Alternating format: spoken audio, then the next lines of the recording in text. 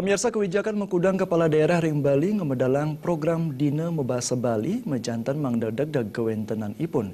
Program puniki mangda Sampunang memargi ring mengkudang sasih Kemanten sakangen galah mangda presida ngedautin krama. Mekudang Kabupaten Kota ring Bali sekadiring Kota Denpasar sampun ngemedalang program Dina Mabasa Bali nemunin rahina punama tilam. Tujuanipun mejantan sejeroning lestarian kewentenan bahasa Bali pindah ke bahasa ibu sadaring kalai mangkin sayan ketilaren.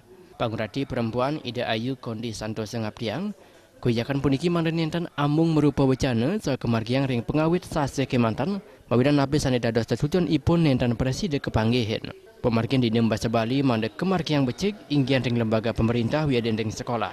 Manut Ida Ayu Kondi Santosa sanitara dahat membuat wantah kedua kampi santring keluarga. Yayah rene mandek presiden dados tetuladan sejeroning nganggian Bahasa Bali.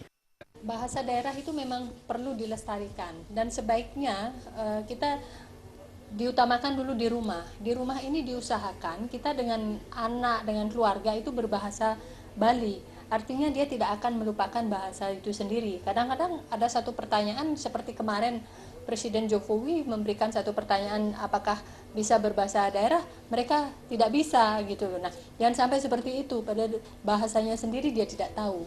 Sedangkan kalau bahasa yang lain kan bisa dipelajari di sekolah. Dan bahasa daerah ini harus dilestarikan. Dan sekarang memang penting sekali ada seperti pemerintah sempat gaungkan itu bahwa kita harus setiap hari apa gitu harus berbahasa daerah, itu hendaknya mulai kita lagi bangkitkan itu. Karena apa?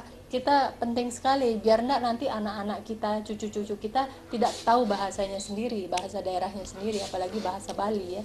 Pada Yohana Kaptiang medue rasa wirang majeng bahasa Bali sandukan krama Bali sane patut nginggilang kondenan bahasa ibu sahen enten krama tiosan. Terima aja Bali TV.